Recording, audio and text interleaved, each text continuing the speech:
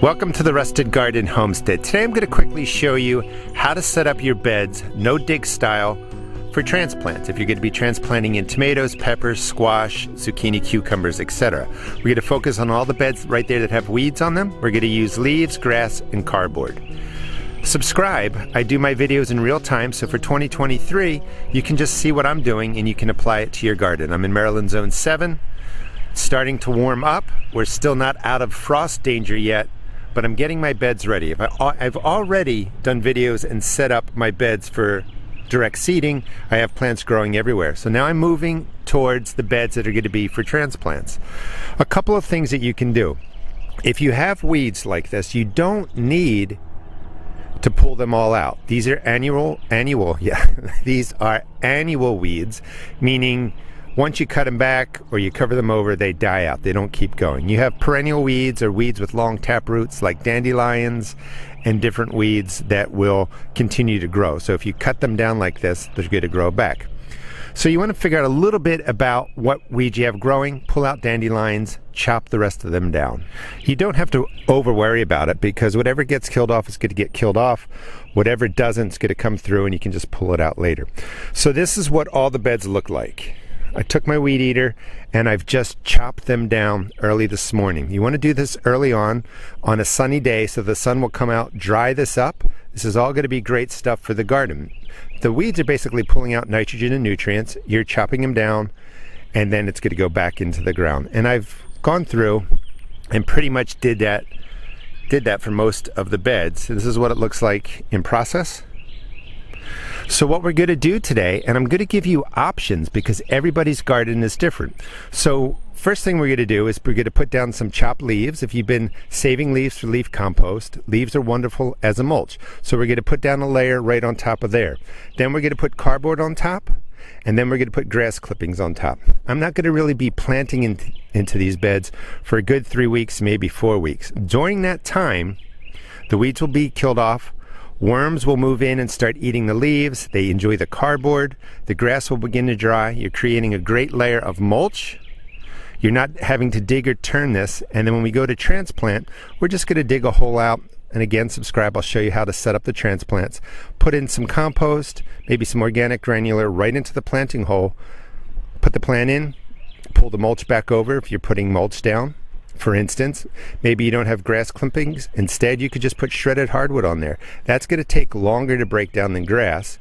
However, it's good stuff, wonderful mulch, and you just move the heavier mulch to the side, put your transplant in, you're good to go. So let's set this up first. Let's go over to the leaf pile, and then we'll start doing the layers.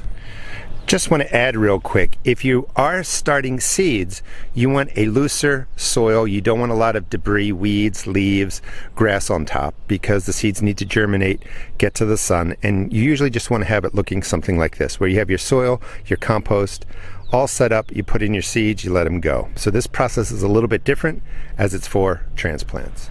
This is my leaf compost pile that I set up last year. It's not even probably 6 months old yet. This is going to be one layer that goes down. Then they're a little bit broken up. Nothing, fancy, but maybe 1/2 inch to 1 inch of the leaves are going to go down. These will hold moisture, will act as a mulch, and worms love these. So the more organic matter you have, the more worms you get. They come in, they eat this, they excrete their worm castings through the garden. It's just really good stuff. This is just, again, maybe 6 months old. Here's some leaf compost that is older. This would go into the planting hole. This is leaf compost that's about 2 years old. It's drying on a tarp, and this would actually, it's got to dry a little bit more, and I dry it out so that it's easy to spread on the garden beds, but this would go right into the planting hole when I put those transplants down. So leaves have multiple purposes. Early on, less than a year, maybe use it as a mulch. After a year, 2 years, it makes beautiful leaf compost. This is one way that I use cardboard. This is my no-dig garden. It is outside my main garden. So what I'm growing in here is plants that deer typically don't worry about or aren't interested in eating.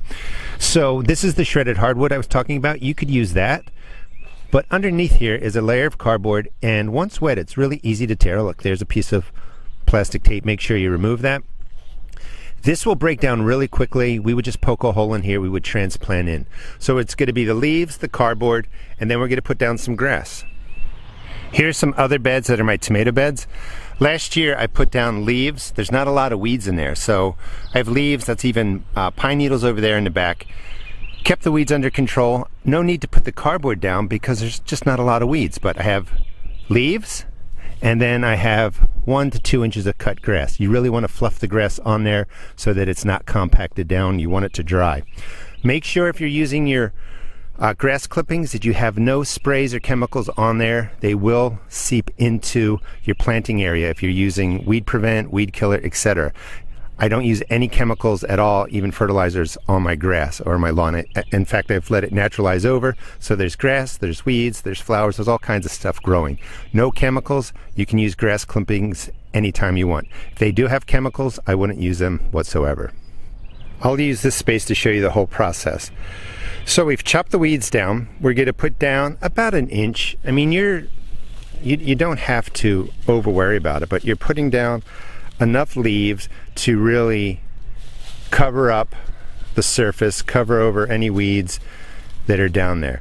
And we would cover the whole surface. Once the leaves are down, we soak it in. We want this to be nice and moist. The worms are going to love the leaves, and then we'll put in a layer of cardboard, soak that down, and then a layer of grass. Again, you don't have to put down any organic granular fertilizer. You can if you want to. You're putting in enough nutrients onto the surface that your plants are going to be well taken care of.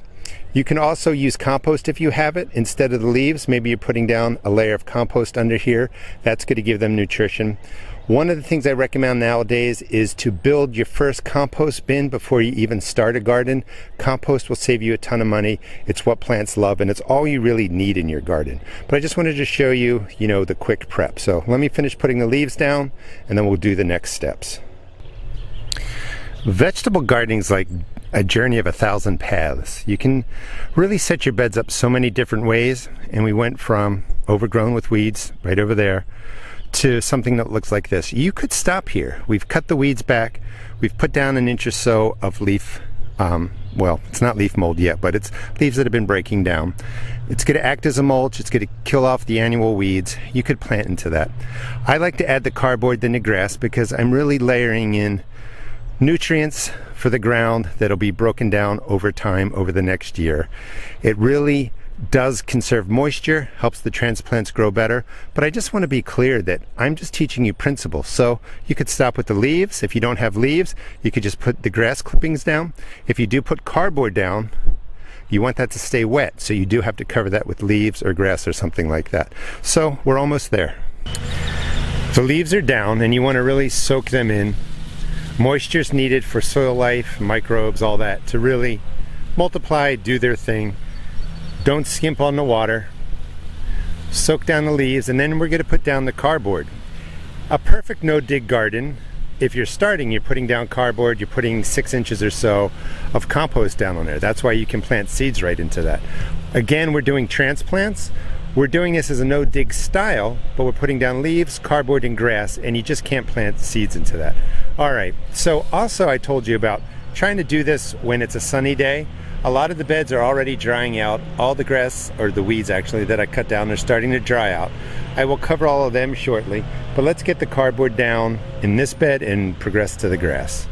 A single layer of cardboard is fine, and you just want to soak it down. Also, if it's a windy day, wetting down the cardboard keeps it from blowing away. Moisture is the key. I'm going to keep stressing that. You might even want to water this in even though nothing is planted in here. In about 3 weeks or so, 4 weeks, we'll be putting in the transplants. Just soak this down once a week if you're not getting any rain. Moisture is what's going to help this decay, break down, and get set up for your planting. Well soaked, time for the grass. And finally, we're going to add the grass clippings. Now I realize, based on where you're gardening, you may not have grass, and you may not have leaves from trees. We're just going to drop it down loosely about 1 inch. The whole key is just putting this down so that it stays nice and loose, and we'll end up, covering the whole space just like that. You can leave this here really for as long as you want, but it takes I would say at least 3 weeks, 4 weeks to really all break down. But if you're in a pinch, you could set this up 2 weeks from now. We can still plant in there because we're not putting seeds down and we're just kind of clearing out the space. We'd put the transplant in, the root systems go down, they go across the upper portion of the soil beneath. This will all break down, wash fertilizer and good stuff into the top 2 inches, 4 inches, where the surface roots will pull this in over the season. And you've just really set up a nice way to set up your garden bed without doing a lot of work, and you're providing all this free nutrients basically. It's basically composting, you know, creating layers of organic matter that's going to break down and feed your plants. Now, I want you to think more in principles. We put down leaves, cardboard, grass. You can substitute anything really with any organic matter that you may have on your property or in your garden area. The only thing I would recommend is stick with the cardboard. That smothers down any potential weeds that are down there, but organic matter, cardboard, grass, cover it over. Let me just finish up and I'll show you what it looks like. That's pretty much the setup. Now, during the year, when my plants are growing, I will use grass the same exact way. I'll drop down 1 inch or 2 really loose onto the soil surface as mulch, keep moisture in the soil.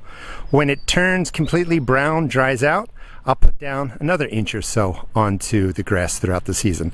So if this is, you know, getting set up now, you're not planting for 3 weeks or 4 weeks, and it all dries up because it's drying out from the sun, you can add more grass on there. You can really load on the grass, the organic matter, and again, we'll just clear out a space for planting our transplants. This is not something you would do for seeds. Next year, when this is all broken down and mixed into the soil, you could plant seeds. So soak it in. That's pretty much all you have to do. Please subscribe. I'll show you what I plant in here, and I'll show you how I take care of my entire vegetable garden. Thanks for watching. Please check out my seed shop at therustedgarden.com and try layering in leaves, cardboard, and grass as a way to manage a no-dig space for your transplants. Thanks for watching.